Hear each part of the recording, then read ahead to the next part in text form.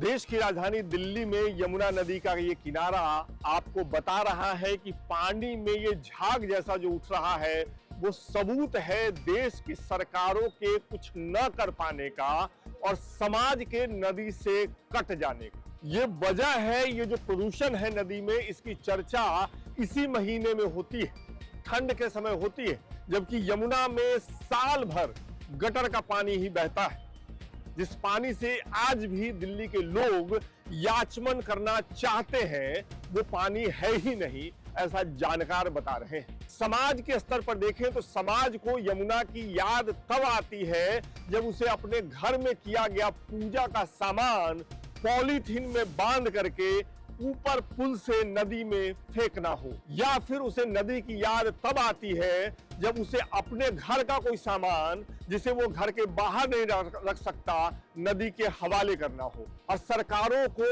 नदी की याद तब आती है जब उसे लगता है कि जनता उससे सवाल पूछेगी कि हमारा अमुक त्योहार आ रहा है, नदी की क्या हालत है। 2013 में दिल्ली के मुख्यमंत्री अरविंद केजरीवाल ने तब ऐसा ही एक दावा किया था। सुनिए उस दावे को। मैंने आपको एक प्रॉमिस किया हुआ है कि अगले चुनाव के पहले आपके साथ यमुना में डुबकी लगाऊंगा, वो कर दूंगा पूरा। हाँ, अगले 2025 का जो चुनाव है। सुना आपने, 2025 आने वाला है, 2024 का आखिरी वक्त है, कुछ महीने बचे हैं और यमुना की वही हालत है जो 2023 में थी या उसके पहले थी। प्रदूषण ठंड के मौसम आने से पहले छता करके नदी के सतह पर आ गया है। अरविंद केजरीवाल ही क्यों, दिल्ली में तो दो सरकारें हैं।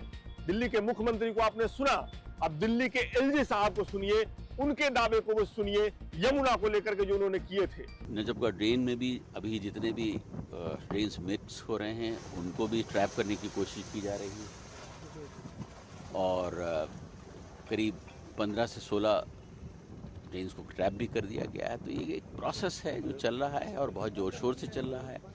मुझे यकीन है कि जो 30 जून का हमने टारगेट रखा है उसमें हम सफल होंगे और यमुना को एक दूसरी शेप दिल्ली के वासियों को देखने को मिलेगी। अब ये सब हो गया, साल 2024 आ गया और जब दिल्ली सरकार से ये पूछा गया कि यमुना में तो डुबकी लगाने की स्थिति अभी भी नहीं है, मुख्यमंत्री जी ने दावा किया था, क्या 2025 में मुख्यमंत्री जी यमुना में डुबकी लगाएंगे?